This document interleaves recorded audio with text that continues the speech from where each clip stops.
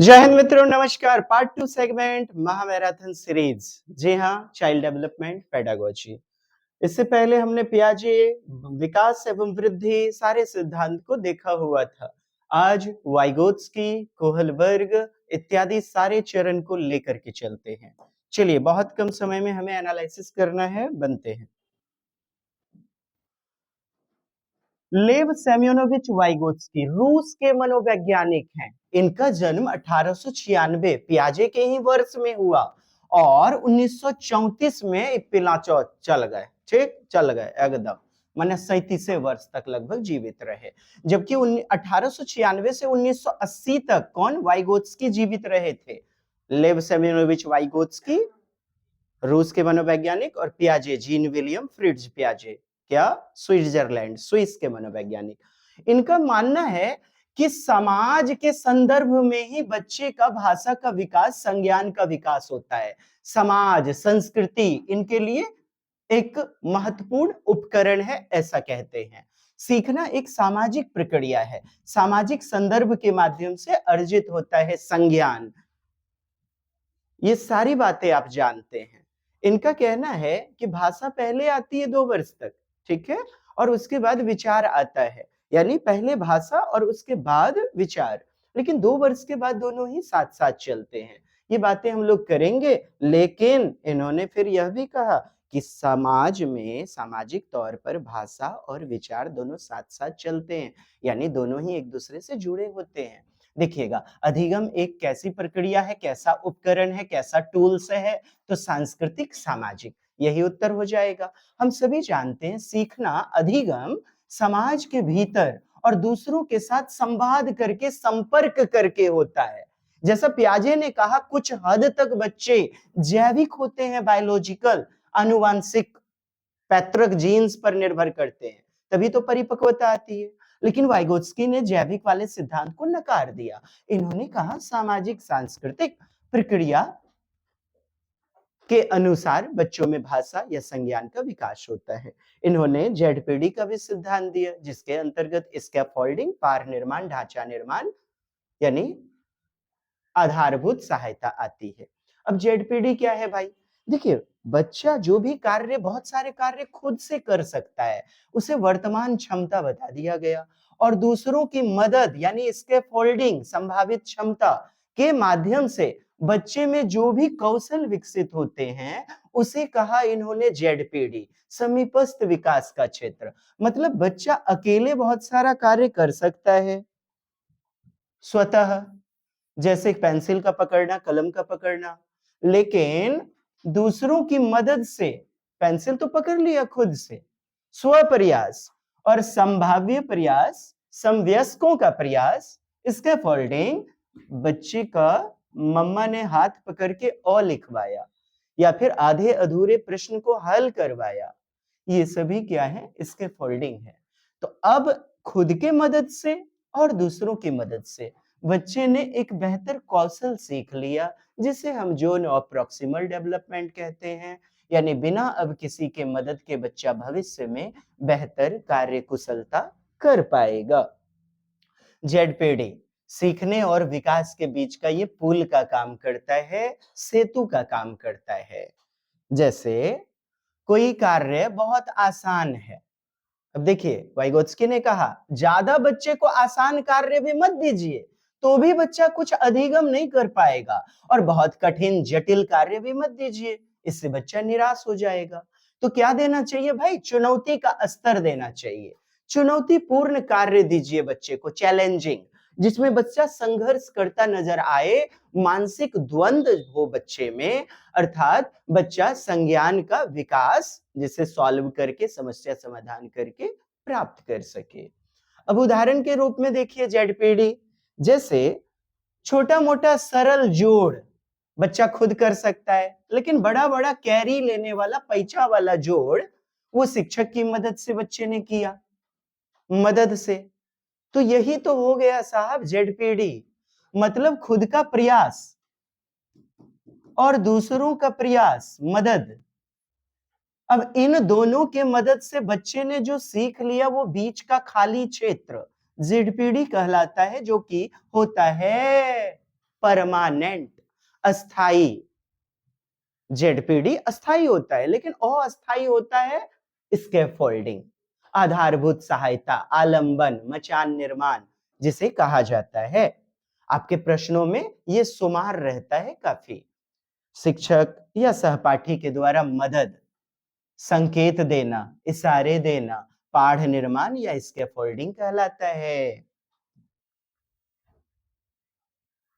आपके प्रश्नों में आता है संकेत एवं इशारे, प्रॉम्प्ट्स एंड क्यूज या हिंट्स या क्लूज। ठीक है, इसमें देखेंगे प्रश्नों में आधे अधूरे हल किए गए प्रश्न, आधा हल किया हुआ कार्य पत्रक देना बच्चे को, वर्कशीट। आपने देखा होगा इस प्रकार से वर्कशीट रहता है, बच्चे को हाथ घुमाना रहता है, तो ये भी तो एक प्रकार का स्कैफोल्डिंग है। भाषा सीखने में शिक्षक द्वारा छोटे छोटे संकेत देकर छात्रों को उत्तर और मार्गदर्शन देना चाहिए। क्वेश्चन पूरा सॉल्व मत करो दीजिए आप तो केवल आधा भाग दीजिए, आधे अधूरे सॉल्व करके दीजिए, थोड़ी बहुत मदद कर दीजिए, और धीरे धीरे बच्चा जब सीखने लगे तो उस मदद को आप कम कर दीजिए, अंत में हटा दीजिए, ताकि बच्चा खुद से कर सके। इसके फोल्डिंग को ही आधारभूत संरचना भी कहा जाता है। बोले तो बुनियादी मदद, आरंभिक मदद, इसी को मचान निर्माण, ढांचा निर्माण, आलंबन भी कहते हैं। ये देख पा रहे हैं आप, इसके फोल्डिंग के कई सारे नाम हैं।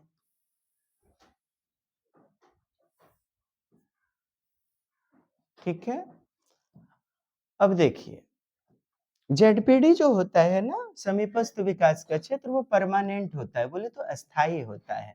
इसके फोल्डिंग क्या कहता है कि कैसे सहायता देनी है, कैसे बेहतर मदद देनी है, और इसके फोल्डिंग टेम्परोरी यानी कि अस्थाई होता है।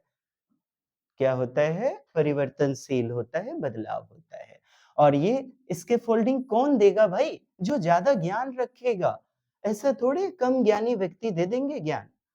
MKO मतलब मोर नॉलेजेबल अदर्स, ज्यादा ज्ञानी दूसरा, जो बेहतर समझ रखता हो वही दे सकते हैं क्या? मदद। किसी विषय में अधिक कौशल युक्त व्यक्ति, अधिक ज्ञान या विशेषता जिनके पास है ना। चलिए, MKO का मुख्य कार्य क्या है? विद्यार्थी को समर्थन देना, मार्गदर्शन, सहायता, मतलब सपोर्ट देना। कौशल में या ज्ञान में जो होगा प्रवीण, दक्ष होगा। अधिगम में सामाजिक अंतःक्रिया, आपने शुरू में ही देखा कि बच्चा एक दूसरे के सहयोग से कार्य करता है, बेहतर सीखता है, तो इसी को तो कह दिया जाता है सामाजिक सांस्कृतिक अंतःक्रिया, या संपर्क, संवाद, वार्तालाप, एक दूसरे से चर्चा करके, बहस करके, यानी सहयोगात्मक शिक्षण का सहारा लेना चाहिए। कोलैबोरेटिव लर्निंग यानी सहभागिता, कैसी कैसी पार्टिसिपेशन बच्चों का? सक्रिय, बोले तो एक्टिव वाला, सक्रिय भूमिका निभाना। और जब बच्चे एक दूसरे से संवाद करेंगे, वार्तालाप करेंगे, तो इसी को कहते हैं रेसिप्रोकल टीचिंग, पारस्परिक शिक्षण। जी, पारस्परिक शिक्षण कहा जाता है इसे। अब भाषा और विचार के बारे में थोड़ा जान लें। भाषा एवं विचार, तो कहता है भाषा और विचार ना एक दूसरे से गहरे रूप में गुथे होते हैं, जटिल रूप में अंतः संबंधित होते हैं। जी, 0 से 2 वर्ष तक बच्चे में पहले भाषा का विकास होता है, फिर चिंतन। 0 से 2 वर्ष तक इन्होंने अलग अलग माना, लेकिन 2 वर्ष के बाद बोला क्या ना, विचार जो है ना, चिंतन, वो अभिन्न अंग बन जाता है, जिसे अलग नहीं कर सकते। किससे? भाषा से। मतलब भाषा और विचार दोनों साथ साथ चलते हैं, समानांतर चलते हैं, पैरेलल चलते हैं 2 वर्ष के बाद। प्याजे ने इसका उल्टा कहा हुआ था ना, ये दोनों में क्या है? भाषा और विचार को लेकर मतभेद है। जब ऐसे प्रश्न आए तो आप भाषा विचार चुन लीजिएगा, बाकी चीजें तो लगभग ठीक हैं। अच्छा, स्वनिर्देश, सेल्फ इंस्ट्रक्शन, सेल्फ मॉनिटरिंग, बोले तो आत्मनियमन या आत्मविनियमन, सेल्फ मॉनिटरिंग करना। क्यों करते हैं बच्चे खुद से खुद की बातचीत? अपने कार्य को दिशा प्रदान करने के लिए। या खुद के विचारों पर नियंत्रण करने के लिए, किसी समस्या का सॉल्यूशन समाधान करने के लिए, अपने कार्य की चिंतनशीलता करने के लिए क्या करते हैं बच्चे? इसमें किसका सहारा लेते हैं? सेल्फ इंस्ट्रक्शन या सेल्फ मॉनिटरिंग के लिए? आपसे पहले तो पूछता है सेल्फ मॉनिटरिंग। प्याजे में भी क्या है? अहम केंद्रित वार्ता। और क्यों करते हैं बच्चे भाई? सेल्फ मॉनिटरिंग के लिए। प्याजे में आपने देखा होगा अहम अन्यता, अहम केंद्रित का सहारा। लेकिन वाइगोत्स्की में यही प्राइवेट स्पीच कहलाता है, व्यक्तिक वार्ता। प्राइवेट स्पीच बोले तो निजी संवाद, निजी वार्ता वाइगोत्स्की के अर्थ में इसे कहा जाता है। बच्चा जो खुद से बातचीत करता है ना, उसे वाइगोत्स्की कहते हैं व्यक्तिक वार्ता, प्राइवेट स्पीच, निजी संवाद। चलिए, इतनी बातें आपने सीख ली। अब शैक्षिक क्या है दृष्टिकोण, शैक्षिक इम्प्लीकेशन क्या है कि बच्चों को क्या करने दीजिए, एक दूसरे से जोड़ने का मौका, अंतःक्रिया, जिससे भाषा और विचार, साथ ही साथ बच्चे में संज्ञान का विकास होगा। तो आप अधिगम दीजिए भाई, कैसा? सहयोगात्मक, परोपकारी, निर्माणकारी, सहकारी, कोऑपरेटिव लर्निंग। परोपकारी, निर्माणकारी, सहकारी, याद रखिएगा, सहयोगात्मक को ही कहते हैं। संवादात्मक वातावरण दीजिए जहां बच्चा एक दूसरे से चर्चा करता नजर आए। जी, आइए प्रश्नों को देख लीजिएगा, नए नए करंट प्रश्न हैं आपके। कहता है लेव वाइगोत्स्की के अनुसार संज्ञानात्मक विकास का तात्पर्य है, मर्म है। क्या अर्थ है? मर्म न अर्थ। कहते हैं मनोवैज्ञानिक उपकरण के उपयोग में एकदम पीएचडी होल्डर कर लेना, महारत हासिल करना, अच्छा महारत उन्मुखी बनाना, चलिए ठीक है। पर्यावरण के अनुकूल ढलना सीखना, क्या कह रहा है? पर्यावरण के अनुसार बच्चे ढल जाएं, ऐसी बातें कहा जा रहा है क्या? संज्ञानात्मक द्वंद्व पर प्रतिक्रिया को पहचानना, संज्ञानात्मक द्वंद्व पर प्रतिक्रिया यानी बच्चा क्या कर सके? रिस्पॉन्स कर सके, उत्तर दे सके। जब भी बच्चे में समस्या समाधान को लेकर के दिक्कत का सामना करना पड़ रहा है तो बच्चे प्रतिक्रिया दें, ऐसा नहीं चुपचाप शांत बैठ जाएं। योजना को कहता है सुसंगत संपूर्णता में संगठित करना। योजना को, योजना बोले तो स्कीमा, और इससे हट जाइए, स्कीमा यहाँ देखिए, ये मदद कर देगा, ये तो पियाजे का है। अब आप देखिएगा यहाँ आपके उत्तर जो है ना, ए सी नंबर देख रहे हैं और ए नंबर देख रहे हैं। अब समझिए, मनोवैज्ञानिक उपकरण हमने बताया, सामाजिक सांस्कृतिक उपकरण जिसमें क्या क्या आते हैं, कौन कौन उपकरण भाई? कंप्यूटर, कॉपी किताब, यूट्यूब चैनल्स, ये सभी सामाजिक उपकरण हैं और इसका उपयोग करने में बच्चा दक्ष हो सके, और इसे नेगेटिव नहीं मानना है। आप जानते हैं ना, लक्ष्य केंद्रित, महारत उन्मुखी, निपुणता उन्मुखी, दक्षता उन्मुखी, प्रवीणता उन्मुखी, ये सभी क्या होते हैं? पॉजिटिव टर्म में लिए जाते हैं।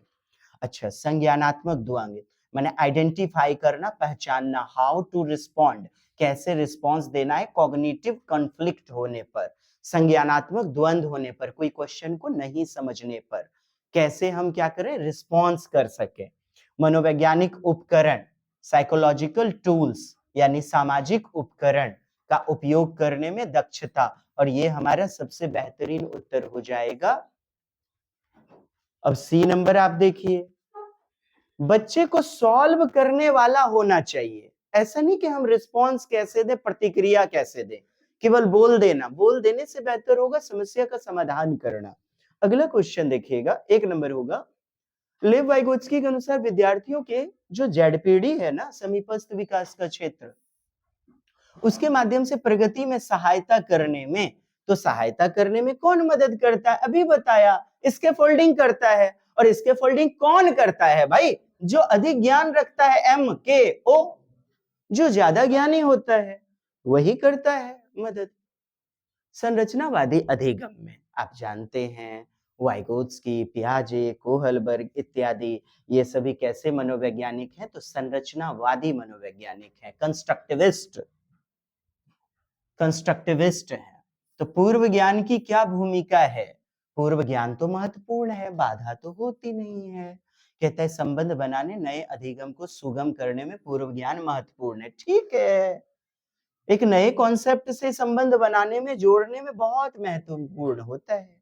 पूर्व ज्ञान केवल उन्नत शिक्षार्थी मतलब प्रतिभाशाली सृजनात्मक बच्चा केवल इसी को मदद देगा क्या, जो गॉड गिफ्टेड एडवांस चिल्ड्रन है? नहीं। डी ऑप्शन कहता है आपका पूर्व ज्ञान केवल उन विद्यार्थी के लिए महत्वपूर्ण है जिसके पास उच्च स्तर का आंतरिक अभिप्रेरणा है। यहां देख पा रहे हैं आप, गलत हो गया, सबके लिए महत्वपूर्ण है। जीवन से जुड़ा हुआ ज्ञान, पूर्व ज्ञान। एक संरचनावादी कक्षा में शिक्षक छात्रों को सेल्फ मॉनिटरिंग, आप देख पा रहे हैं, स्वनिर्देशित विद्यार्थी बनने में, अर्थात बच्चा खुद से क्या करे, चिंतन करे, अपने कार्य का रूपरेखा।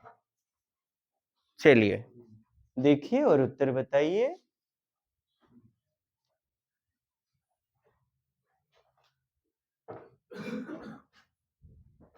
ये जो देख पा रहे हैं सेल्फ डायरेक्टेड या सेल्फ मॉनिटरिंग बच्चा क्यों करता है, अपने कार्य को आगे बढ़ाने में, ग्रेड प्रदान करना, नंबर प्रदान करना, कार्य के लिए स्पष्ट लक्ष्य और उद्देश्य को निर्धारित करके, स्वयं के सीखने की जिम्मेदारी लेने, स्वयं नियमन कौशल विकसित करने के लिए प्रोत्साहित करके। बहुत अच्छी बात। सभी सीखने के कार्य के लिए विस्तृत और निर्देशात्मक निर्देश, देख रहे हैं बच्चा रोबोट है क्या, कि निर्देश पर चलेगा, इंस्ट्रक्शन पर ही चलेगा, जो भी उसको प्रेस्क्राइब किया गया है। तो ये बातें तो गलत हो गई। अब देखें उत्तर क्या हो जाएगा। देखिए सी में मतभेद चल रहा है, छात्रों को एक दूसरे से बेहतर प्रदर्शन, ये तो क्या हो गया, प्रतियोगिता, एक दूसरे से क्या करना, होड़ करना, किसी तरह बेहतरीन नंबर लेते आना, मार्क्स लेते आना। सभी सीखने के कार्य के लिए, कहता है सभी सीखने के कार्य के लिए स्पष्ट लक्ष्य और उद्देश्य को निर्धारित करके, सेटिंग एक्सप्लिसिट, क्या कह रहा है, एक्सप्लिसिट मतलब बाह्य, एक्सप्लिसिट ही यहाँ पर गलत है आपका। स्पष्ट लक्ष्य और उद्देश्य को निर्धारित, एक्सप्लिसिट मतलब होता है बाहरी रूप से, जबकि होना चाहिए इम्प्लिसिट, इम्प्लिसिट होना चाहिए बेहतरीन, आंतरिक जिसे कहता है। यहाँ शायद शब्दों को भी छुपा लिया गया है, के लिए होना चाहिए बाह्य स्पष्ट लक्ष्य। यहाँ पर आप देख पा रहे हैं छात्रों को अपने स्वयं के चिंतन के ऊपर विचार करना, यही कहलाता है आपका आत्मनिर्देशन, स्वनिर्देशन, आत्मनियोजन, सेल्फ डायरेक्टेड बिहेवियर। और जिम्मेदारी बच्चा खुद से ले रहा है, स्वनियमन कौशल, देख रहे हैं ऑन लर्निंग। वैसे भी इससे बेहतरीन विकल्प तो आपका बड़ा विकल्प यहाँ पर है, जो सेल्फ रेगुलेशन, जिसे हमने अभी तुरंत सेल्फ मॉनिटरिंग बताया। सी नंबर बेस्ट उत्तर। वाइगोत्स्की के संज्ञानात्मक विकास को किस रूप में देखते हैं, सहयोगात्मक प्रक्रिया।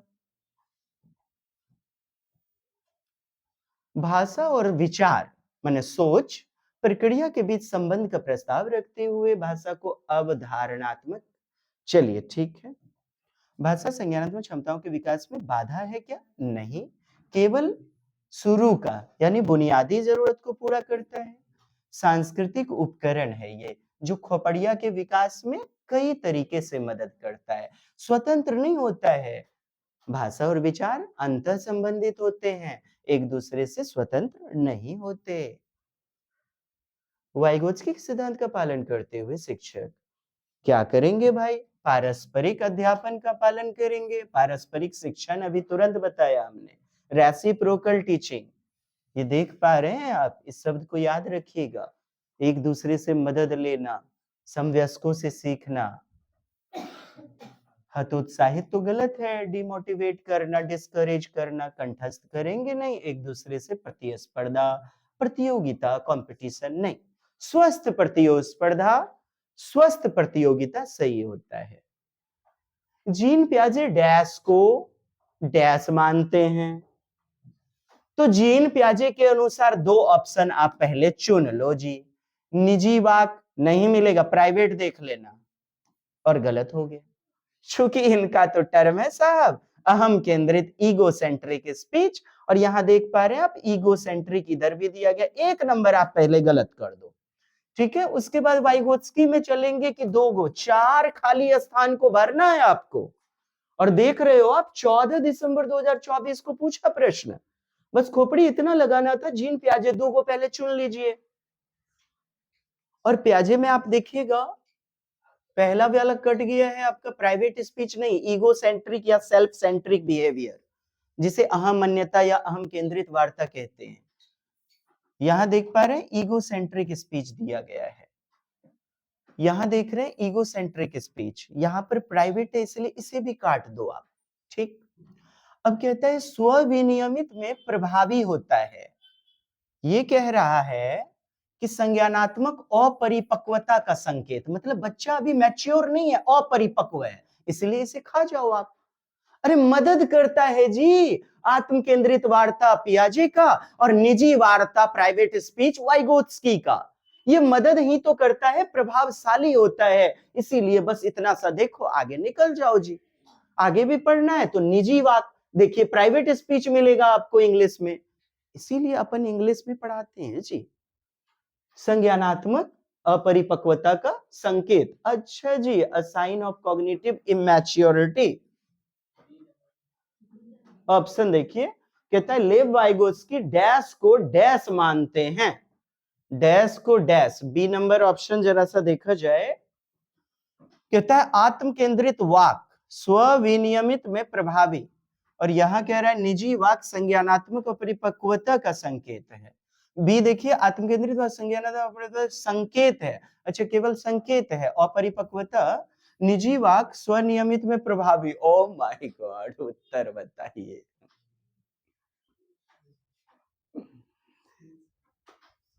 बी या सी?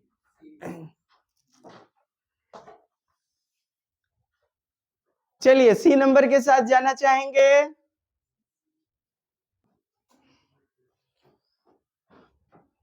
बी नंबर ले लेते हैं इसको, समझिएगा। आत्म केंद्रित वार्ता, पियाजे कहते हैं कि बच्चे अपने ही नजरिए से सोचते हैं, अपने ही चश्मे से के नजरिए से देखते हैं दुनिया को, मतलब अपने चिंतन के आधार पर भी अपने कार्य को सही मानते हैं, यानी बच्चा अपरिपक्व है, इमैच्योर्ड है।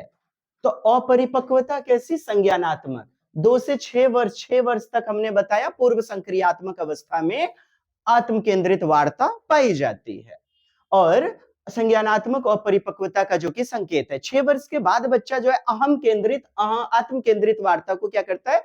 छोड़ने लग जाता है। अब देखिए निजी वाक प्राइवेट स्पीच कहते हैं कि बच्चे अपने कार्य को दिशा देने में या खुद को मॉनिटर करने में प्रभावशाली होता है, ये मददगार होता है। और परिपक्वता के बारे में बात कौन करते हैं? पियाजे करते हैं।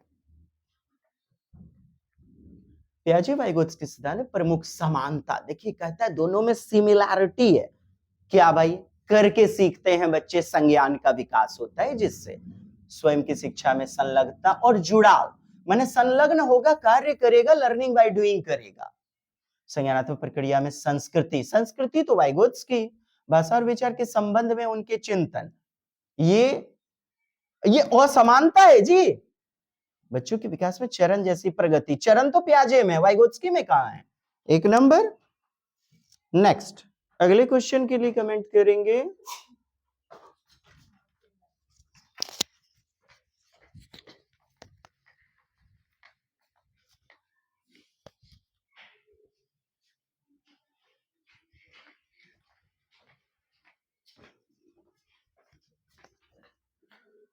जी हाँ, कौन कौन से ऑप्शन हो जाएंगे? कोड में लिए गए हैं, कूट में लिए गए हैं। शिक्षण में छात्र की सांस्कृतिक पृष्ठभूमि को शामिल करना चाहिए, बात तो बिल्कुल सही है। कहते हैं एक ही तरह का व्यवहार करोगे क्या? व्यक्तिगत विभिन्नता भी पाई जाती है, सब बच्चे एक तरह के थोड़े होते हैं। दृष्टिकोण और अनुभव को महत्व देना, हमने इतना बेहतरीन पढ़ाया, पढ़ाते रहे, अभी तक भी चल रही है क्लास, तो लोग हमें सपोर्ट भी करेंगे, कहेंगे नहीं वाकई में सर तुसी ग्रेट हो, आप हमारे वाकई में सच्चे मित्र हैं। लेकिन बहुत लोग माने हमारे कोई वैल्यू नहीं है। कोई बात नहीं है साहब, विविधता को शिक्षण अधिगम प्रक्रिया में संसाधन के रूप में देखना चाहिए, बात तो सही है। तो 1 3 4 और 1 3 4 आपके ऑप्शन में नहीं है, 1 3 4 ले लेना है, ठीक है। आइए आ गया कोहलबर्ग, नैतिक विकास का सिद्धांत। इससे पहले पियाजे ने दिया हुआ था जी।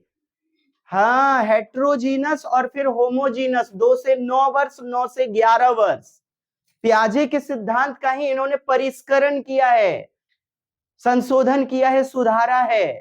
पियाजे ने सिद्धांत दिए हुए हैं और उन्हीं के सिद्धांत का संशोधन किया कोहलबर्ग ने। इन्होंने 6 उपचरण बता दिए, पियाजे ने 2 चरण बताए हैं। क्या? हेट्रोजीनस यानी कि दूसरों के अनुसार निर्णय लेना, परायत्ता, परायत्ता का सिद्धांत, और स्वायत्ता माने कि स्व पर आ जाता है नैतिक निर्णय, स्वायत्ता, ऐसा कहते हैं पियाजे। 2 से 9 वर्ष, 9 से 11 वर्ष, ये है हेट्रोजीनस, ये होमोजीनस, यानी कि खुद के विचार पर कार्य करते हैं बच्चे 9 वर्ष के बाद, ऐसा पियाजे कहते हैं। तो बस ये प्रश्न बन जाता है, किसका परिष्करण किया, संशोधन किया, सुधार किया? तो पियाजे के सिद्धांत का किया हुआ है। आइए मित्रों, 3 मुख्य चरण है, आप जानते हैं, पूर्व परंपरागत यानी कि प्राक परंपरागत, प्राक रूढ़िवादी अवस्था, इंग्लिश देख लीजिएगा, प्री कन्वेंशनल। इसको 2 उपचरणों में बांटा, ये आप देख पा रहे हैं, आज्ञाकारिता, दंड उन्मुख, व्यक्तिवाद यानी सापेक्षतावादी उन्मुखता सिद्धांत। फिर उसके बाद ये देख रहे हैं ना, प्री कन्वेंशनल, उसके बाद आएगा कन्वेंशनल, परंपरागत अवस्था। इसके भी 2 उपचरण, अच्छा लड़का, अच्छी लड़की, और कानून एवं क्रम, बोले तो कानून एवं क्रम, सामाजिक व्यवस्था बनाए रखने का चरण। और तीसरा है उत्तर परंपरागत अवस्था, इसके भी 2 उपचरण हैं, सामाजिक अभिविन्यास, सामाजिक समझौता, सामाजिक संविदा, सोशल कॉन्ट्रैक्ट, और दूसरा है सार्वभौमिक नीति परक शास्त्रीय, बोले तो यूनिवर्सल एथिकल। तो ये याद रहा आपको चरण। आइए आगे बढ़ते हैं, याद रखेंगे 4 से 10 वर्ष, 10 से 13 वर्ष, और ये 13 से 16 वर्ष या ऊपर, ये 3 चरण। लेकिन ये फिक्स नहीं है उम्र, कई मतभेद हैं, इसलिए प्रश्नों में लिया जाता है, उम्र के आधार पर भी इनकी आलोचना होती है। अच्छा, गैरोल गिलिगन इनके शिष्य एवं मनोवैज्ञानिक, उन्होंने भी कटाक्ष किया कि आपका जो सिद्धांत है वो केवल हाइनस यानी हेंज, जो कि यूनान का एक पात्र है, यूनानी कथा का, वास्तविक घटना थोड़े है, वो पुरुष थे, तो इन्होंने स्त्री के साथ कर दिया क्या, रूढ़िवादिता, पक्षपात, अर्थात ये रूढ़िवादिता को दर्शाता है ये सिद्धांत, पूर्वाग्रह को। चलिए, तो देखिएगा, पूर्व परंपरागत अवस्था आप देख पा रहे हैं। आइए, कहते हैं बच्चे कार्य करते हैं 4 से 10 वर्ष में, माता पिता से दंड से बचने के लिए, सजा से बचने के लिए बच्चे कार्य करते हैं, अनुशासन में रहने के लिए, नहीं तो मम्मी पापा पीटेंगे, पुरस्कार की प्राप्ति के लिए, नहीं तो फिर दंड की प्राप्ति के लिए। तो इसी को कहा पुरस्कार एवं दंड का अभिविन्यास, माने चरण। नियम का पालन इसीलिए किया जाता है इस उम्र में, इस सिद्धांत में, क्योंकि सजा से बचना है। उदाहरण, बच्चा चोरी नहीं करता क्योंकि उसे सजा का डर है, गलत काम करने से क्या होता है भाई, दंड मिलता है। तो ऐसा एक प्रश्न में आया, हाइनस को चोरी नहीं करनी चाहिए, हिंज को, उसे जेल हो सकती है। तो ये शब्द क्या है, दंड वाला, जेल हो सकती है, तुरंत आपका उत्तर मार देना था ये वाला, यही वाला उप अवस्था में है वो। कई बार पूछा वो, 7-8 बार रिपीटेड क्वेश्चन। अब कहता है दूसरा, सापेक्षतावादी उन्मुखता, इंस्ट्रूमेंटल पर्पस ओरिएंटेशन, सापेक्षतावादी, जिसे हम लेन देन का अवस्था भी कहते हैं, लेन देन माने व्यक्तिगत लेन देन, या व्यक्तिगत लेन देन को विनिमय भी कहते हैं, विनिमय, एक्सचेंज थ्योरी, विनिमय। कल तोरा हम टिफिन खिलाए थे, हमको भी खिला, कल तोरा पार्टी दिए थे, आज तुम पिंटा हमको पार्टी देगा, समझा? हाँ, अपने स्वार्थ के प्रतिफल के लिए नैतिक निर्णय लेने वाला जितना भी स्टेटमेंट आएगा ना, सब इसी में ले लीजिएगा, इंडिविजुअलिज्म एंड एक्सचेंज, व्यक्तिवाद और विनिमय, या फिर सापेक्षतावादी उन्मुखता, इंग्लिश में लिखा रहेगा इंस्ट्रूमेंटल पर्पस ओरिएंटेशन। जैसे देखो ये सारे प्रश्न में आया हुआ है, तो अगर मैं तुम्हारी मदद करूंगा तो तुम भी मेरी मदद करोगे।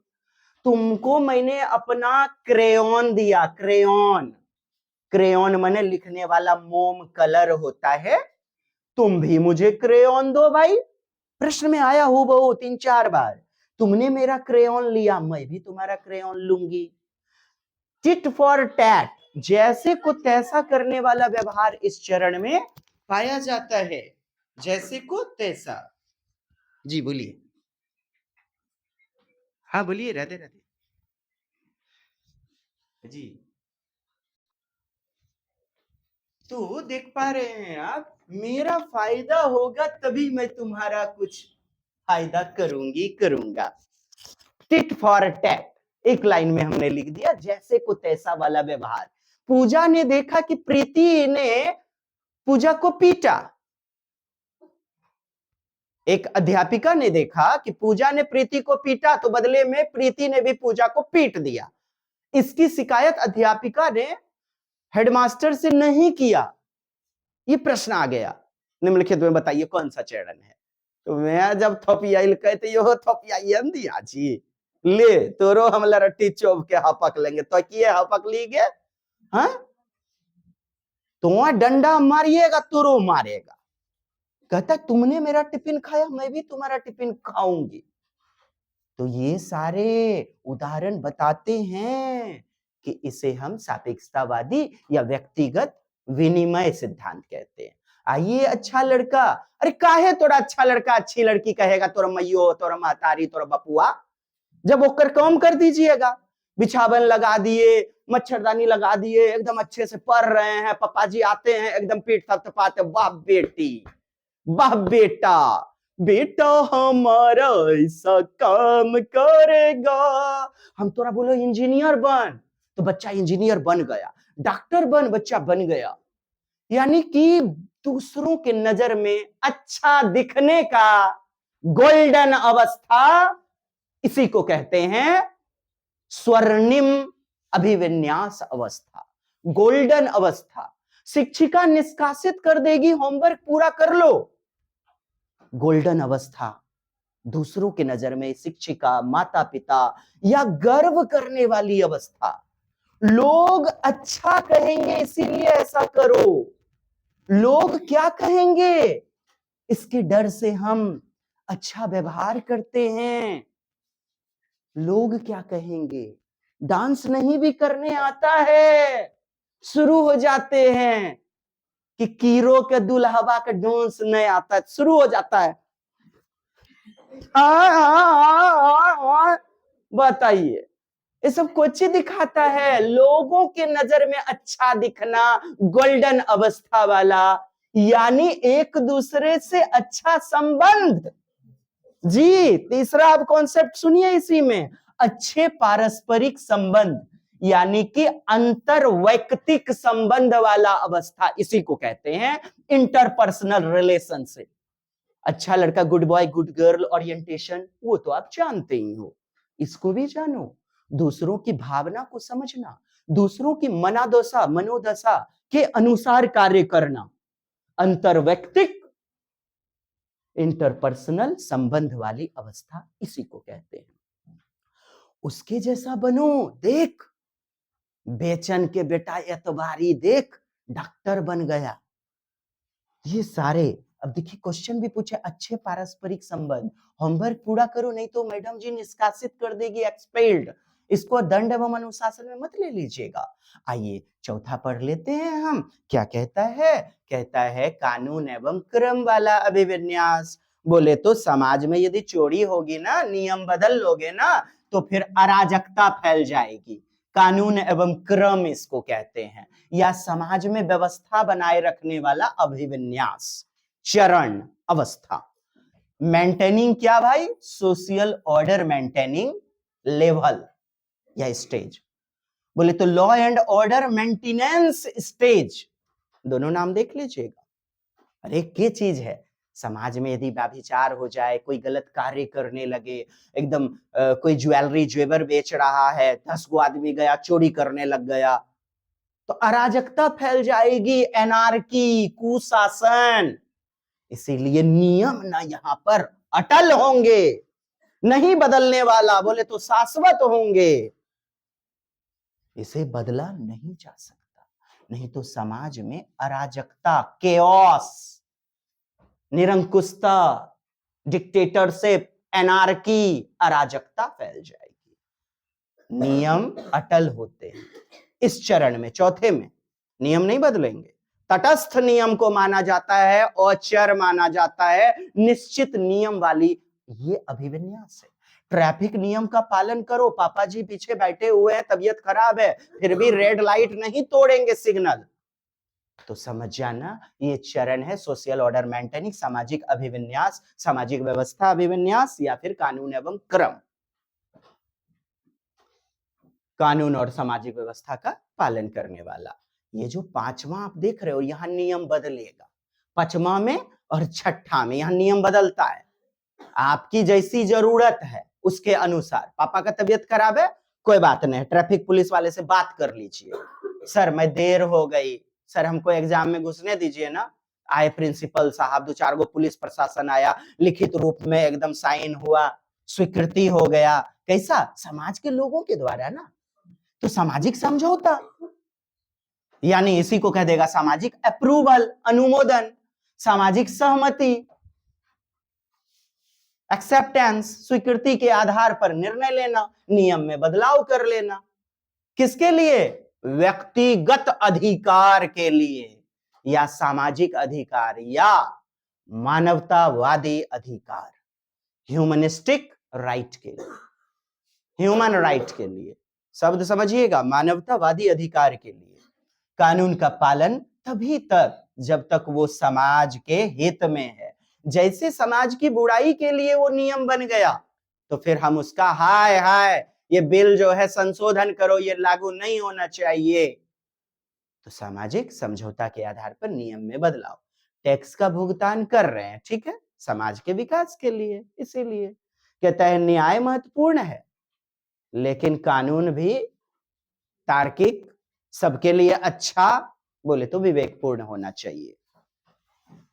यहां देख रहे हैं समाज के 4-5 गो, ए ललन बाबू, ए देखे तोरो बेटरा भाग गया, तोरो बेटरी भाग गया, देखे तो साहब का बिहा कर दिया जाए। मुखिया जी आए, सरपंच जी आए, बैठे द्वार पर, 10 गो आदमी का एगो कागज पर साइन हुआ, अब बिहा शादी करवा दिए। तो सामाजिक संबंध, बोले तो कॉन्ट्रैक्ट, कैसा? सोसाइटी के लोगों का कॉन्ट्रैक्ट, संविदा। और हम खुद के आधार पर, हम अकेले यदि सोचेंगे, यहां समाज के आधार पर सोचा, समाज के 10 गो लोग मिल करके, यहां सार्वभौमिक में क्या करेंगे हम? स्वविवेक, स्वनिर्णय, आत्मचिंतन, यानी कि को साइंस, कॉमन साइंस नहीं कहते हैं, कॉमन साइंस नहीं है तुमको रेफरेंस के लिए, तो को साइंस कैसा? स्वविवेक के आधार पर निर्णय लेना, सार्वभौमिक नीति परक शास्त्रीय अभिविन्यास कहलाता है, यूनिवर्सल एथिकल प्रिंसिपल। और देखिएगा उच्च स्तरीय चिंतन का ये छठा चरण है।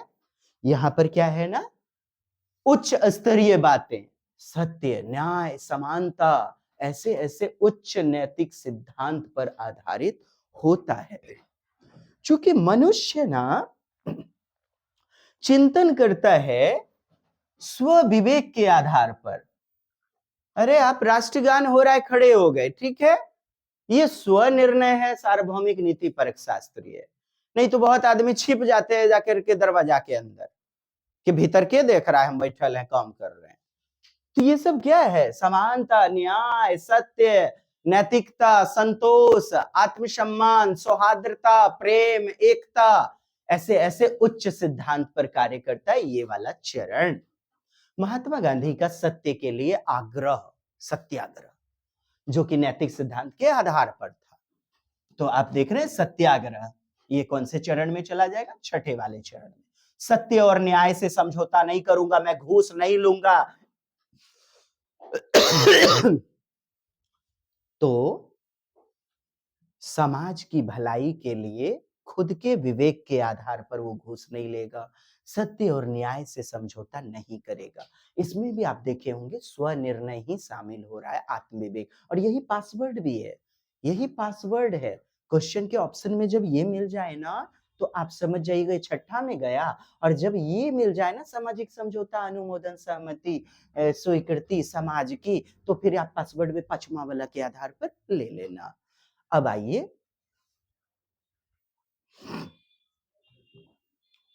ये जो चरण है ना, कोहलबर्ग का चिन्ह चरण क्या है? मॉरलिटी पर आधारित, नैतिक सोच को बढ़ावा देना, मूल्य आधारित शिक्षा को बढ़ावा देना, सामूहिक चर्चा कि क्या सही है क्या गलत है, इस पर आधारित है।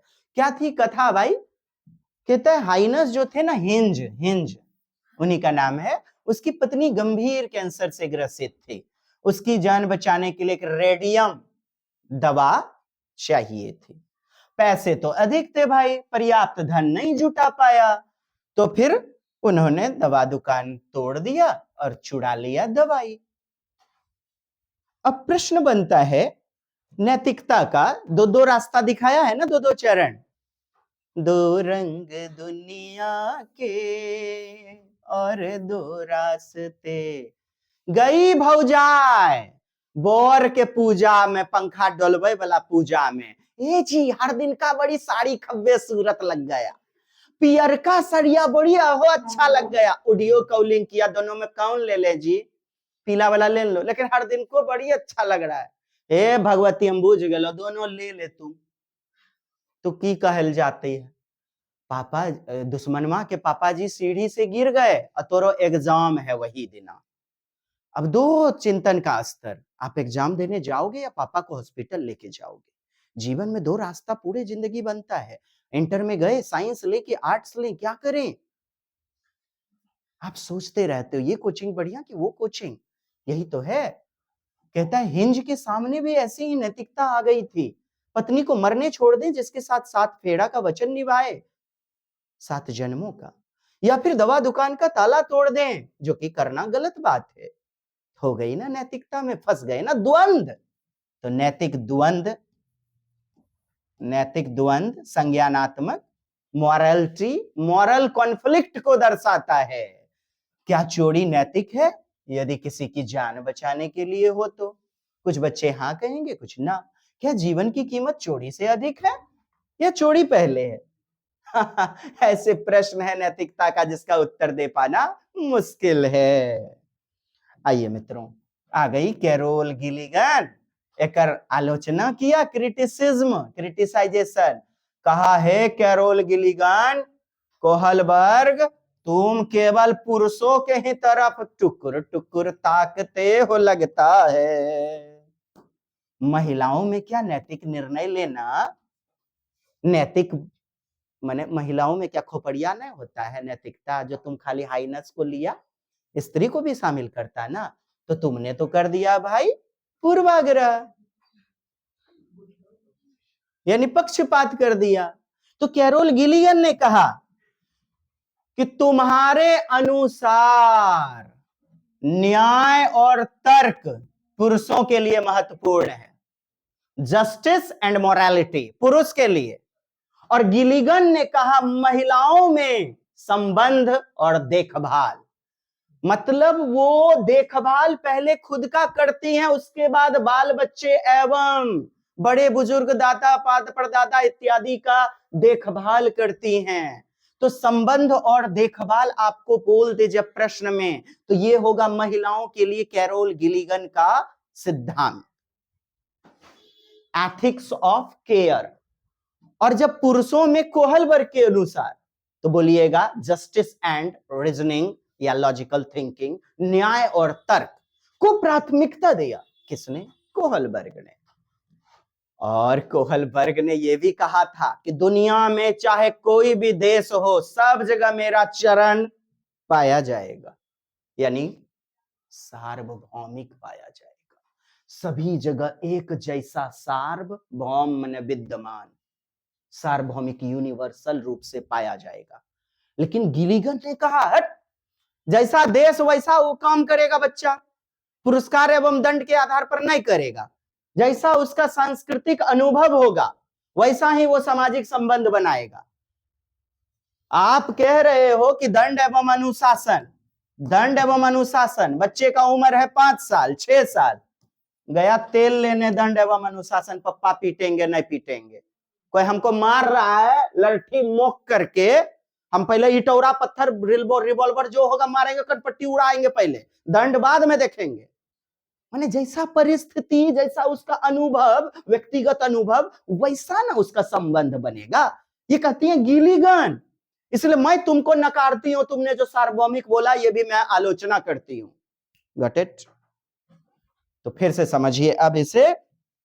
कोहलबर्ग ने कहा मोरालिटी यूनिवर्सल होती है, सार्वभौमिक, और फिर इस चीज का आलोचना कर दिया कैरोल गिलीगन ने, कहा कि नहीं, ये जो नैतिक विकास का आधार है ना वो व्यक्तिगत अनुभव होगा, जैसा बच्चा उस समय अनुभव कर रहा होगा, जैसा उसके साथ परिस्थिति होगा वैसा ही वो कार्यवाही करेगा, सामाजिक संबंध बनाएगा। यानी व्यक्तिगत अनुभव और सामाजिक संबंध को महत्ता दिया कैरोल गिलीगन ने, individual experience and societal relationship. लेकिन यूनिवर्सल कहा किसने? कोहलबर्ग ने। That's it. आइए क्वेश्चन। एक एक प्रश्नों से घड़ा बढ़ता है साहब, बाबूजी ध्यान रखिएगा, इसीलिए महत्वपूर्ण है आपके चरण। आधार क्या है भाई? कहता आयु। अरे नहीं, व्यक्तिगत द्वारा उत्तर विपक्ष में। देखो उसने चोरी किया, ये सही बात है, नहीं चोरी किया गलत बात। ये पक्ष विपक्ष चलता है ना, इसी को तो नैतिकता कहते हैं। व्यक्ति के अनुक्रिया में अंतर्निहित तर्क, माने उसका अंतर्निहित आंतरिक जो विचार है ना, तर्क है, उसके आधार पर। और ऑप्शन तो दो ही है, ये ए को कौन बना रहा है? आयु फिक्स नहीं है जी, वो बताया है केवल एक काल्पनिक तौर पर, बी और सी जी। लॉरेंस कोहलबर्ग के सिद्धांत के बारे में कौन सा कथन सही है? संस्कृति और जेंडर के प्रभाव को ध्यान में रखता। अरे ध्यान में कहां रखा बाबा, ये तो पक्षपात कर रहा है जेंडर के प्रति। सटीक अवस्थाओं को निर्दिष्ट कहता है, नहीं करता है। यह प्रायोगिक विधियों द्वारा किए गए अध्ययन पर आधारित है। प्रयोग था, ये तो कहानी ले लिया था खाली, उस पर आधारित है। बच्चों को दुविधात्मक स्थितियों को प्रस्तुत करता है। क्या बोला मैंने? दुविधात्मक, द्वंद्व, कॉन्फ्लिक्ट सिचुएशन को बताता है। संघर्ष कि पापा जी की तबीयत खराब है, आज मेरा एग्जाम है, मैं क्या करूं क्या करूं। हर दिन का पियर का साड़ी जो बताए आपको, वो द्वंद्व ही तो था, दुविधा ही तो थी। Yes, D number. सटीक अवस्थाओं को निर्दिष्ट नहीं करता है। चलिए डी नंबर। कोहलबर्ग ने बच्चों के नैतिक विकास के अध्ययन के लिए किस विधि का प्रयोग किया? 7 जुलाई 2024। अवलोकन करना, प्रायोगिक विधि प्रयोग किया है, मात्रात्मक शोध कार्य, बच्चों के सामने नैतिक दुविधाएं रखना, और अनुक्रिया माने क्रिया के समालोचना। किस विधि का प्रयोग किया गया है? उनके सामने दुविधाएं रखना और फिर उस पर बच्चा कैसा रिस्पॉन्स देता है इसके आधार पर। गिलीगन की आलोचना केंद्रीय तर्क, प्रायोगिक कहता है एक्सपेरिमेंटल डिजाइन किया गया था। अधिका का था देखभाल की नैतिकता और नारीवादी दृष्टिकोण।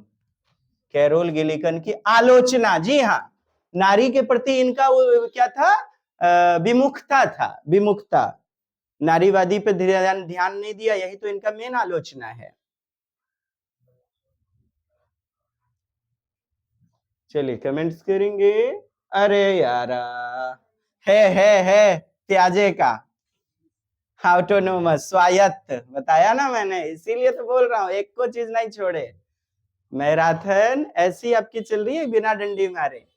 स्वायत्त नैतिकता, ये क्या हो जाएगा? कानून की नैतिकता। अरे कोहलबर्ग पूछ रहा है कानून की नैतिकता, मैंने चौथा वाला चरण, कानून एवं क्रम, ये पारंपरिक में पाया जाता है। अपन क्या पढ़ लिए कि इसका कौन सा चरण नहीं है। आइए छठा नंबर। अच्छाई पर आधारित, सर्वोपरि। और क्या कह रहा है? ले लीजिए ना छठा वाला, किसने रोका है? किधर है सार्वभौमिक? नहीं बताए, स्व विवेक, स्व निर्णय, अपने निर्णय के आधार पर, और सर्वोपरि अच्छाई, एकता, अखंडता, संतोष, उच्च स्तरीय चिंतन। काफी है जी, ध्यान केवल खुला रखिए ना। सुस्पष्ट है, ठीक। नैतिक प्रयोक्ता का आकलन करता है। चरण पियाजे के संयंत्र विकास के वर्णन क्रमों के लक्षण को चित्रित करते हैं। लंबे समय तक अध्ययन किया, लंबे समय तक अध्ययन किया, त्राल में उनका साक्षात्कार किया। कोहलबर्ग के सिद्धांत चरण पियाजे द्वारा संज्ञानात्मक विकास के वर्णन के क्रमों के लक्षण को चित्रित करते हैं। बात तो सही है भाई, पियाजे के द्वारा। आपको पहले ही अपन पढ़ा दिए हुए हैं, बताए हुए। लॉरेंस कॉर्नर की समीक्षा करता है। इनका जो चरण था ना, वो पियाजे के ही चरण को इन्होंने और क्रम से प्रस्तुत कर दिया गया है। कोहलबर्ग के सिद्धांत चरण, अरे ये ए नंबर है ना। अच्छा, तो कोहलबर्ग के सिद्धांत में चरण सुपरिभाषित और सुस्पष्ट है, माने अच्छे से परिभाषित है और स्पष्ट है। चलिए बताइए, ये नंबर किनको किनको लग रहा है? सी नंबर तो चलिए ठीक है। The stages of Kohlberg's theory reflect Piaget's description of cognitive development. हाँ, कोहलबर्ग के बारे में पूछ रहा है कि सही समीक्षा करता है, सही बता रहा है। कोहलबर्ग के सिद्धांत के चरण पियाजे द्वारा जो दिया गया था ना विकास का सिद्धांत, उसके वर्णन के क्रम के लक्षण को दिखाता है, चित्रित करता है। ठीक तो बात बोल रहा है। बहुत सारी आलोचना है ना, इसीलिए सुपरिभाषित, स्पष्ट है, सुस्पष्ट है अच्छे से, क्योंकि स्त्रियों के बारे में तो पूर्वाग्रह कर रहे हैं, तो आप कैसे कहेंगे? सुस्पष्ट हैं, सही सही है, सुपरिभाषित। आ गया क्या? पश्चिम परंपरागत, बोले तो उत्तर परंपरागत।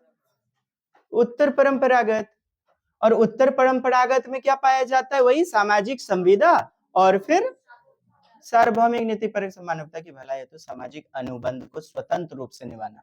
फिर कह रहा है स्वतंत्र रूप से निभा रहे हैं आप सामाजिक अनुबंध को। सामाजिक अनुबंध पढ़े नैतिकता को स्वतंत्र रूप से, कह रहे ऐसे नीति आचार संहिता से, माने नियम से, संविधान से बाहर हो, एक ही तरह प्रतीत होने की चाह, अच्छे व्यक्ति, अरे अच्छा लड़का अच्छी लड़की की थोड़ी बात हो रही है, अंकित करता है। क्या 5 लॉरेंस कोहलबर्ग द्वारा सुझाई गई। ये जो पांचवा वाला है, अब देखिए ए नंबर हो जाएगा या बी नंबर हो जाएगा? सी और डी कट गया है, ये आपको सभी सहमत हैं? तो सी और डी में तो मतभेद नहीं है। आइए, कहता है सामाजिक अनुबंध के परे नैतिकता को स्वतंत्र रूप से अन्वेषित करना, exploring morality independently beyond societal contract. जबकि सोसाइटल कॉन्ट्रैक्ट का प्रयोग करते हैं, कहते हैं to uphold societal contract voluntarily for the welfare of humanity, मानवता की कुशलता के लिए, मानवता की भलाई के लिए सामाजिक अनुबंध को स्वतंत्र रूप से निभाना। सामाजिक अनुबंध को निभाया जा रहा है किसके लिए? मानवता की भलाई के लिए। आपसे पूछ रहा है लेवल 5वां क्या कह रहा है। अच्छा, ए न बी तो होगा नहीं बाबा, क्योंकि आप कहता है अनुबंध के पड़े, माने अनुबंध से दूर। अनुबंध करना चाहिए ना, समाज के लोगों से बैठ के बातचीत करना चाहिए। ये कह रहा है नहीं, समाज से बात नहीं करेंगे, उसके पड़े, इसीलिए गलत है। बाकी सी डी तो होने से रहा नहीं। कोहलबर्ग के नैतिक विकास से सामाजिक व्यवस्था बनाए रखने चरण की प्रमुख विशेषता है। क्या है भाई? पारस्परिकता की समझ, सामाजिक व्यवस्था, वही कानून एवं क्रम, चौथा चरण। नियम नहीं बदलेंगे, नियम अटल है। कानून बनाए रखने के लिए प्रत्येक व्यक्ति का कर्तव्य है।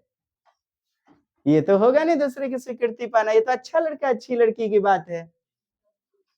डी नंबर, यहाँ देखिए ना, यहाँ क्या तो दिया, कानून एवं क्रम, बोले तो सोसाइटल, सोशियल, मेंटेनिंग और स्टेज। कोहलबर्ग के अनुसार नैतिक विकास पूर्व पारंपरिक विशेषता। पूर्व पारंपरिक में दो बातें, एक सापेक्षतावादी और दूसरा दंड एवं अनुशासन।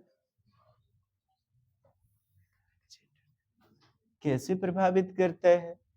कहता है अवज्ञा अच्छे या बुरे परिणाम को निर्धारित करता है। नियम का पालन या अवज्ञा माने बात नहीं मानना तो दंड लगेगा, और नहीं तो फिर नियम का पालन किए तो पुरस्कार मिलेगा, तो पुरस्कार, और इधर बोल दिया दंड। दूसरे की अपेक्षा किसमें? अच्छा लड़का अच्छे लड़की में बनाते हैं। स्वचुना हुआ किसमें चला जाएगा? सार्वभौमिक नीति परक शास्त्रीय, छठा वाला।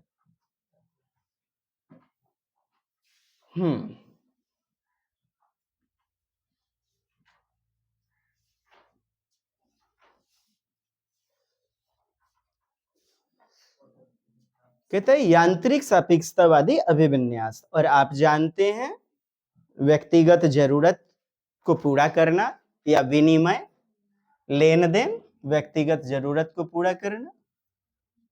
अच्छा ये वाला देखिए, नियम निश्चित है, निरपेक्ष है, ये कानून एवं क्रम। चौथा, दूसरों का अनुमोदन, स्वीकृति बनाए रखना, अच्छा लड़का अच्छी लड़की, अमूर्त सार्वभौमिक सिद्धांत। बोले तो छठा वाला नीति परक शास्त्रीय अभिविन्यास।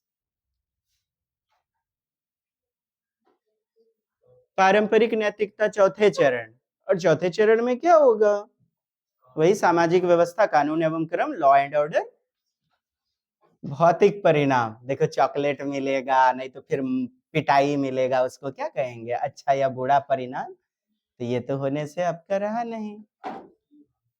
नियम के बदले में किसी प्रकार के लाभ की अपेक्षा करते हैं। अब ले लाभ का अपेक्षा तो हम किस में करते हैं? दूसरा चरण जो आपका है सापेक्षतावादी। निश्चित नियम, ठीक है, काफी है इतना, सी नंबर।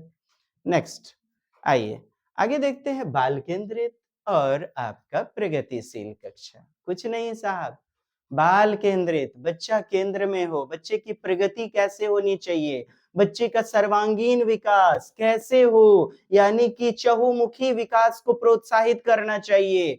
बच्चे को स्वतंत्र रूप से सोचने के लिए, चिंतन करने के लिए, समझ का विकास, अवबोधन, सृजनात्मकता, ज्ञान की रचनात्मकता निभाने के लिए कैसा भागीदारिता दीजिए? सक्रिय भागीदारिता पर बल दिया जाता है। अच्छा, बाल केंद्रित को ही प्रजातांत्रिक या लोकतांत्रिक या अधिगमकर्ता शिक्षार्थी केंद्रित दृष्टिकोण या कक्षा कहते हैं।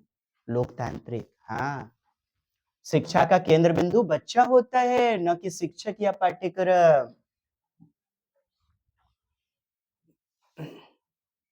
बच्चा गतिविधि के माध्यम से सीखेगा, और शिक्षक की भूमिका ना सुगम करता, सुविधा दाता, फैसिलिटेटर खोजिएगा, इंग्लिश में फैसिलिटेटर खोजिएगा। शिक्षक केवल ना रास्ता दिखाता है, जहां चलने के लिए स्वक्रियाशीलता बच्चों को ही करना होता है।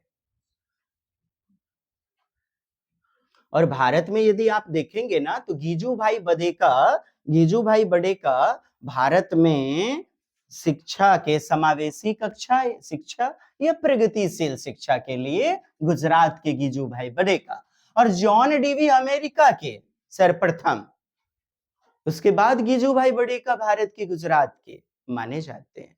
इन्होंने कहा ये जो परंपरागत शिक्षा है ना, रट्टा मार ट्रेडिशनल पारंपरिक शिक्षा, अरे यार उससे कुछ भिन्न हो, अलग हो शिक्षा, उससे कुछ अलग, मतलब प्रगति करे बच्चा, प्रगतिशील, यानी कि पढ़ने के साथ, शैक्षिक के साथ साथ खेल कूद, नुक्कड़ नाटक, माने गैर शैक्षिक दोनों पक्ष में सर्वांगीण विकास होना चाहिए बच्चे का। चक्राकार, संज्ञानात्मक, भावात्मक, क्रियात्मक, यानी 360 डिग्री प्रगति करे बच्चा, ताकि बच्चे में आलोचनात्मक चिंतन का विकास हो सके। और इसके लिए कहा पाठ्य पुस्तक केंद्रित नहीं होनी चाहिए शिक्षा, जीवन से जोड़िए, संदर्भात्मक, कॉन्टेक्चुअल, प्रसंगानुकूल माने रेलिवेंट टू लाइफ, अनुभवात्मक, एक्सपीरियंशियल लर्निंग को बढ़ावा दीजिए। आइए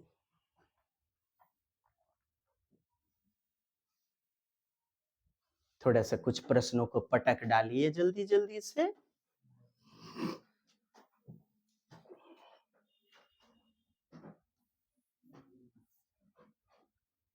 अनुकूल बनाइएगा, अनुरूपक, अनुरूप, भय मुक्त वातावरण बनाइएगा क्या, भय मुक्त वातावरण, सकारात्मक अनुशासन को लागू कीजिएगा, सकारात्मक। कहता विद्यार्थी को ज्ञान का निष्क्रिय ग्रहण करता, वशवर्ती ग्राहक, निष्क्रिय। बताइए बताइए, 2 नंबर हो जाएगा ना। चलिए 2 नंबर, ठीक है। अरे भय से मुक्त है ना, भय से रहित है ना, भय को छोड़ दिया ना जी, तो पॉजिटिव है ना, हो गया। ज्ञान निष्क्रिय, रेसिपेंट, यही गलत है, यही उत्तर है। बाकी तीनों तो पॉजिटिव है डियर। डी नंबर गलत है। छुट्टियां और जनजातीय त्योहार एक ही समस्या पड़ते हैं, साप्ताहिक अवकाश भी समाज। अच्छा, मैंने क्या है ना, कह रहा है कि सारे जो जनजाति हैं सबका देखभाल किया जा रहा है, किसी के साथ भेदभाव नहीं किया जा रहा है ना। अबे ले लिए थे गोदाम से ले लिए थे। हाँ, तो आप देख पा रहे हैं ये जो अपवंचित समाज के बालक हैं उनके प्रति भी विद्यालय व्यवस्था का क्या है, लचीलापन को दिखा रहा है। असततता तो गलत हो जाएगा, अनभिज्ञता नहीं। प्रथा क्या, विद्यालय, पिछड़ी हुई विद्यालय, सबका हम क्या करेंगे, सबके साथ लचीलापन। क्वेश्चन क्या कह रहा है, अरे जो छुट्टी रखी जाती है ना स्कूल का कैलेंडर, सब जनजाति जाति इत्यादि सारे बच्चे, सारे तबके के बच्चे, सबका ख्याल रख के दिया जाता है, तो ये लचीलापन है, परिवर्तनशीलता है विद्यालय की व्यवस्था का। पॉजिटिव उत्तर लीजिए। अगला क्वेश्चन, बाल केंद्रीय समर्थक का मानना है कि केंद्रीय भूमिका निभाते व्यक्तिगत अनुभव, ठीक है। अध्यापक आधिपत्य यानी वर्चस्व होना चाहिए अध्यापक के निर्देश का ही। कक्षा से बाहर अनुभव क्या होता है, बेमेल होता है, असंगत होता है, गलत है। चलिए 1 नंबर उत्तर है। यहां आप देख पा रहे हैं ना, ये गलत होने के लिए काफी है। अगला क्वेश्चन,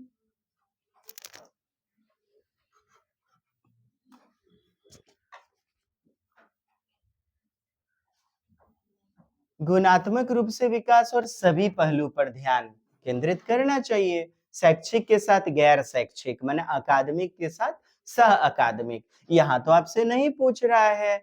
बैठने की आसन व्यवस्था में भी क्या होना चाहिए, लचीलापन, परिवर्तन। बच्चे जो कर रहे हैं उसमें लीन है, संलिप्त हैं, संलग्न है, सही है। अरे पाठ्य पुस्तक एकमात्र केंद्र थोड़े है कि और बच्चा उसका नकल कर रहा है। अरे बच्चे को पहले, बच्चे को भी बोलने दीजिए ना, तब ना सक्रिय होगा, यही गलत है। अगला और लास्ट इसका क्वेश्चन देखिएगा, समावेशन मतलब सभी का सफल समावेशन करना है आपको। स्कूल का जैसा मांग है उनके अनुसार, अरे बच्चे की जैसी मांग है उनके अनुसार होना चाहिए। और प्रश्न आएंगे, देख लेना, आप छपेंगे आपके प्रश्न, मैं भी बात करूंगा आपके एग्जाम के अगले दिन। आपकी जैसी क्षमता है उनके अनुसार एंट्रेंस एग्जाम के बाद। एक ही स्कूल में पढ़ते हैं, विकलांग छात्र अलग से विशेष विद्यालय में पढ़ते, अलग से। ये बाप रे, अब पता नहीं क्या उत्तर होगा।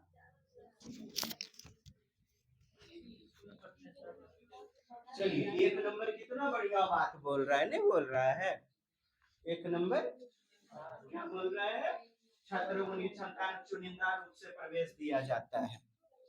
चुनिंदा माने कि आपके अनुसार काफी बेहतरीन जो भी छात्र है उनके अनुसार 1 नंबर हो जाएगा ना, 1 नंबर हो जाएगा ना। अरे 1 नंबर,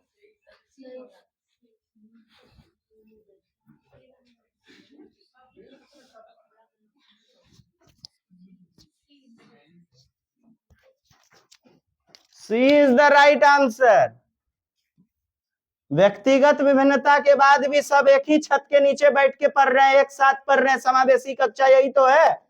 कहता है जो सेलेक्टिव, जिसका सिलेक्शन हुआ है ना, जिस चुनिंदा है, जो एंट्रेंस एग्जाम में पास किए, उन्हीं को देंगे एडमिशन। आप दिव्यांग हैं, आपको नहीं देंगे एडमिशन। सेलेक्टिव स्टूडेंट, जिनका सिलेक्शन हुआ, सेलेक्ट बेस्ड देयर एबिलिटी। तुम प्रतिभाशाली बच्चा हो, इसलिए तो तुम आ जाओ, तुम मंदबुद्धि हो, तुम्हारा एडमिशन नहीं लेंगे। कहां जा रहे हो यार। सी, लंबे समय तक डैश श्रोता होते हैं, ऐसी स्थितियां महत्वपूर्ण हैं जहां छात्र, बताइए,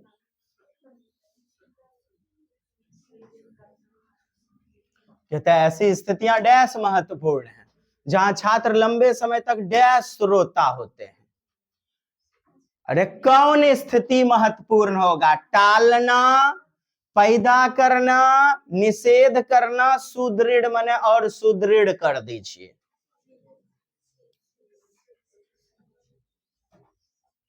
चलिए, सी नंबर बोल रहा है निषेध कर दीजिए ना। ऐसी स्थिति टालना बहुत जरूरी है जहां छात्र लंबे समय तक निष्क्रिय श्रोता बने बैठे हैं। Such situations are important where students remain dash listeners. Such situation dash खाली स्थान, अवॉइड कीजिए ऐसी स्थिति को। जो सी कह रहे हैं, कहते ऐसी स्थिति पर पूरा कहता है कि प्रोहिबिट कर दीजिए, निषेध, रोक लगा दीजिए, जहां पर छात्र क्या है, सक्रिय श्रोता होते हैं, उस पर रोक लगा दीजिए, निषेध, जहां सक्रिय है बच्चा। दोनों ना निगेटिव चल जाएगा जी। और यहां एक पॉजिटिव एक निगेटिव, निगेटिव पॉजिटिव, कहता है आज्ञाधीन, दोनों पॉजिटिव, हमें दोनों निगेटिव चाहिए। कौन महत्वपूर्ण होगा? टाल देना, दूर कर देना, हतोत्साहित करना, जहां बच्चे निष्क्रिय हैं लंबे समय तक। ए इज द बेस्ट प्यारा सा आंसर डियर। भटकना मना है। आइए अगले पड़ाव की ओर बढ़ते हैं। बुद्धि की संरचना पर महत्वपूर्ण प्रभाव। देखिए, बहुत सारे मनोवैज्ञानिकों ने, स्पीयरमैन, कहा कि बुद्धि एक कारक सिद्धांत,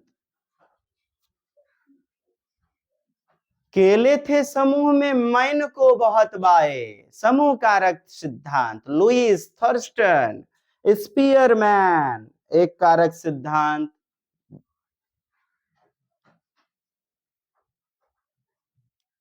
अल्फ्रेड बीने, और दो कारक सिद्धांत और त्रिकारक सिद्धांत, दोनों ही मैन ने दिए थे, स्पीयरमैन ने।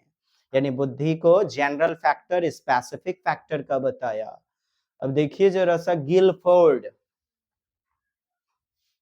गिलफोर्ड ने बुद्धि के 3 आयाम बताए हुए थे। गिलफोर्ड बोल रहा हूं, बुद्धि ने, उन्होंने तो 180 खंडों में बांटा हुआ था, पहले 120, फिर 150, और फिर उसके बाद प्रिज्म की तरह छोटे छोटे सेल में बांटा था, 180। आप बात करेंगे स्टर्नबर्ग की त्रितंत्र का सिद्धांत, ट्राइआर्किक थ्योरी। ये आप देख पा रहे हैं। पहला क्या है? विश्लेषणात्मक बुद्धि, मतलब तर्क वितर्क करने वाला।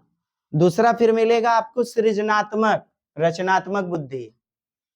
क्या? नए नए विचार और ज्ञान का हम क्या करते हैं? सृजन, क्रिएटिव। एसीसी सुपर सीमेंट, ए से एनालिटिकल, सी से क्रिएटिव, और सी से कॉन्सेप्चुअल, एसीसी, ये स्टर्नबर्ग ने दिया हुआ है। अवधारणा या संकल्पनात्मक सिद्धांत, संकल्पनात्मक बुद्धि त्रितंत्र में बांटा हुआ है। एक रैंजुली है जिन्होंने छल्ले का सिद्धांत दिया है 3 भागों में बांटकर। आइए प्रश्न देखिएगा, क्योंकि मुझे बस चलना है हार्वर्ड गार्डनर के सिद्धांत पर।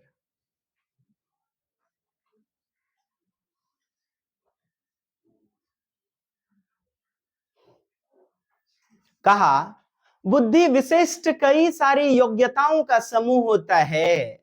बहुआयामी बुद्धि या बुद्धि, एकाधिक बुद्धिमानी का सिद्धांत, एकाधिक बुद्धिमानी का सिद्धांत।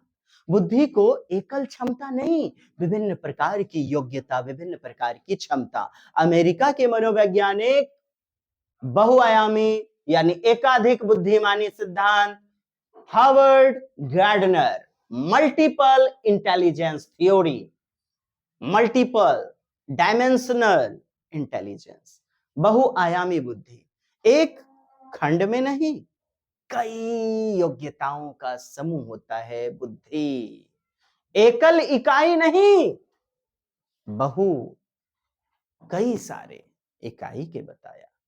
और 8 प्रकार का इन्होंने उल्लेख किया। हालांकि 2002-2004 में आध्यात्मिक बुद्धि के बारे में भी बताया इन्होंने, लेकिन आपको 8 बुद्धि पढ़ना है, जिसमें भाषाई बुद्धि आप देख पा रहे हैं। तो देखिएगा, नेताजी, लेखक, कवि, शिक्षक, पंडित जी, इन सब में किसी भाषिक बुद्धि। तुम मुझे बांट दो भाई एवं बहनों, अरे पूर्वक हमारा हमने को वोट नहीं लगा रहा थोड़ा भैंसियों नहीं चारेगा, अब पारा पारी कौन से लाएगा रे, बुझता है रे। चलिएगा जी, भाषाई बुद्धि, लिंग्विस्टिक, भाषाई दक्षता, प्रवीणता, कुशलता।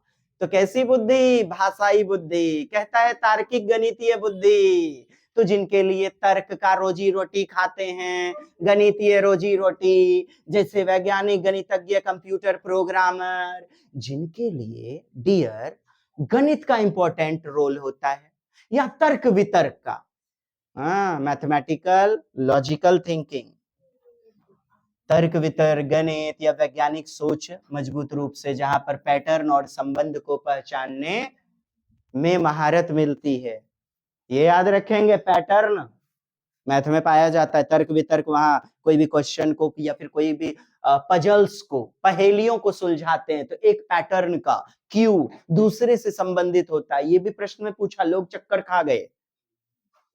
क्या बोल देगा प्रश्नों में? गणितीय बुद्धि या फिर तार्किक बुद्धि या गणितीय तार्किक बुद्धि। मोटरसाइकिल चलाने वाला, एक रेलवे चालक या बस ड्राइवर या फिर सेलर, जहाज पर नाविक, पानी वाला जहाज, उन सब के लिए स्थान मायने है। उत्तर में मुड़ना है कि दक्षिण में मुड़ना है, दायां जाए कि बायां जाए, इसी को दृश्य बुद्धि या स्थानिक बुद्धि कहते हैं, विजुअल या स्पेशियल इंटेलिजेंस। बोले तो स्थानिक बुद्धि वैसे व्यक्ति जिनमें मायने रखता है स्थान, दूरी, दिशा। जैसे आप देख लो, आर्किटेक्ट, कलाकार, एक मूर्तिकार, एक चित्रकार मुंह के जगह मुंह बनाता है। पायलट दाएं मोड़ना है, दाएं ही मोड़ेगा, तो ये भी तो दिशा हुआ, स्थान हुआ। तो स्थानिक बुद्धि, स्पेशियल इंटेलिजेंस, दृश्य या स्थानिक माने देख करके, स्थान से जुड़ा हुआ, इनसे संबंधित योग्यता वाली बुद्धि। वास्तुकार, एक आर्किटेक्ट, कलाकार, ड्राइवर, एक नाविक, सेलर, नाव खेने वाला नाविक। कहता है शल्य चिकित्सक, ओटी ऑपरेशन थिएटर में बैठा हुआ एक डॉक्टर, यानी ओटी ऑपरेशन थिएटर वाला, शल्य माने हड्डी रोग विशेषज्ञ, हड्डी सही जगह पे बैठाने के लिए प्रयोग करता है, खपची का या फिर वो प्लास्टर ऑफ पेरिस का, पीओपी का, गलत जगह डाल दिया तो फिर हड्डी ठीक से नहीं बैठेगी। तो शल्य चिकित्सक भी क्या करता है साहब? स्थान का ख्याल रखता है। एक पायलट सारे व्यक्ति के लिए जरूरी है, एक मूर्तिकार, नाविक के लिए, चित्रकार के लिए, एक कार्टूनिस्ट, व्यंग्यकार के लिए। मुंडा के जगह मुंडा बनाएगा, पेट के जगह पेट, टंगरी के जगह टंगरी बनाता है जी। मैंने आज तक नहीं देखा, हंसाने वाला एक कार्टूनिस्ट भी होता है ना, वो कितना भी बड़ा मुंह बना दे, अब पैर या पेट छोटा सा दे दे, मोटू पतलू कार्टून, वो पैर के जगह कभी माथा नहीं बनाएगा। यानी स्थान जरूरी है इनके लिए। मूर्ति शिल्पकार, आर्किटेक्ट को कहते हैं शिल्पकार, मूर्ति को तराशने वाला शिल्पकार, भवन निर्माण बनाने वाला, नक्शा बनाने वाला नक्शा आर्किटेक्ट, आपको 2000-3000 लेता भी होगा। भवन निर्माण के लिए ईशान कोण, भंसाघर कन्या होगा, कन्या गुसलखाना होगा, नक्शा बनाने वाला भी होता है। कहता है शरीर की गति रखने वाला। दौड़ रहा है एक कलाबाज, मौत का कुआं वाला कलाबाज, सर्कस दिखाने वाला कलाबाज, एक रस्सी को छोड़ा दूसरे पर झूल गया। एक्रोबेट, इनके लिए शरीर की गति बहुत जरूरी है, नहीं तो लटक ले बेटा, गिल ले बेटा। शरीर का उपयोग तो बोल देगा शरीर का लोच, लोच माने फ्लेक्सिबिलिटी, शरीर का लोच जिनके मायने रखते हैं, जिनके लिए शरीर की गति, उनका सही सही कॉम्बिनेशन माने समन्वय जरूरी है। एक दौड़ने वाला धावक अचानक नहीं रुक जाता है, वरना ब्लड फेंक देगा, धीरे धीरे दौड़ता रहता है, तब फिर जाकर बैठता है। एथलीट धावक, एक्रोबेट कलाबाज, एक अभिनेता, एक डांसर, पायलट जी, शरीर की गति। मोटरसाइकिल आप भी चलाते हो, शरीर को भी मैटते होंगे, खाली हैंडल नहीं मरोड़ते हैं, शरीर को भी बैलेंस बनाने के। सर्जन, शल्य चिकित्सक, सोचिएगा उधर भी आ गया सर, ये नहीं की कर रहा है स्थानिक के बाद स्थानिक गतिशील। सर चिमटा पकड़े, कैंची पकड़े और हाथ थड़थड़ा रहा है, काट दिया, पता नहीं लूड़ी काट दिया एकदम मजा ढोरी। तो इनके लिए भी जरूरी है जी, जो भी ऑपरेशन करने वाले होते हैं, तो ये इसमें भी आएगा ही आएगा। एक ड्राइवर, एक नाविक, डांसर, गिरदा गिरदा ता ता ता ता ता, पता चला गिर गई एकदम मंचे से, यदि उनमें शरीर पर गति पर नियंत्रण नहीं हो तो। इसलिए तो डांसर, नृतक, नर्तकी, ये सब आ रहे हैं बॉडी वाला काइनेस्थेटिक मोटर इंटेलिजेंस में। तो दो प्रकार से प्रश्न देते हैं, शारीरिक बुद्धि या फिर बोल देगा गतिक बुद्धि, गतिक गतिक, या बोल देगा शारीरिक गत्यात्मक बुद्धि। तैयार रहिएगा। संगीत से जिनको प्रेम है, प्यार है, संगीतात्मक बुद्धि, संगीत का ही रोजी रोटी वो खाते हैं।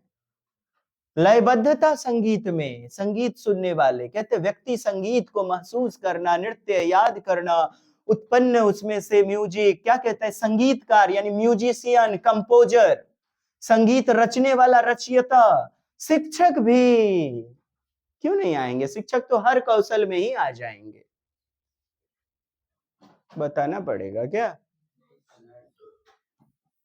संगीत प्रेमी, गायक, तो कैसी बुद्धि आप कहेंगे, म्यूजिकल इंटेलिजेंस।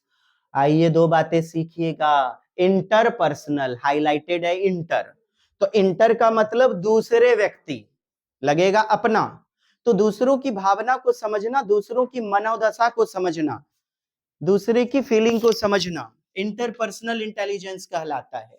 और एक मिलेगा इंट्रापर्सनल, खुद की भावना को, मनोदशा को समझने वाली बुद्धि, इंट्रापर्सनल यानी दूसरे की बुद्धि, विवेक, दूसरे की मनोदशा, दूसरे की भावना को समझना। इंटरपर्सनल, दूसरे की भावना, दूसरे के विचार को समझने की क्षमता। इस बुद्धि वाले व्यक्ति दूसरों के साथ क्या करते हैं, अच्छे संबंध बना पाते हैं, दूसरे से संवाद। मन खराब है, नहीं मत, भैया का मन खराब है बेटा, छोड़ दो, जोर से मत बोलो, हल्ला मत करो, भैया की तबीयत खराब है। तो क्या कर दिया उसने, इंटरपर्सनल इंटेलिजेंस का प्रयोग किया। यानी मिलेगा आपके प्रश्नों में अदर्स, बोले तो दूसरों के, दूसरों में क्या मिलेगा, समकक्षी, सहकर्मी यानी कलीग्स के विचार, उनकी भावना, उनकी मनोदशा, दूसरों की इच्छा का क्या करना, सम्मान करना। और आप देखोगे ना, गाइड, एक शिक्षक भी आपके अनुसार बेहतर समझा पाते हैं, परामर्शदाता, काउंसलर, साइकोलॉजिस्ट, कहता है साइकोलॉजिस्ट, मनोचिकित्सक, कोई नेता, भले वो घर में कैसा कुकर्मी है, भले गलत है या फिर अच्छा है, आध्यात्मिक है, उससे मतलब नहीं है, आपके अनुसार अल्फाज बोलता है, अरे ये तो मेरा घर ही है, भावनगर भाऊ, गुजरात वालों। यहाँ तो मैं बार बार आऊंगा, आप सब तो मेरे अपने हैं और मैं आपका हूँ। क्या पता कौन अपना है कौन पराया है।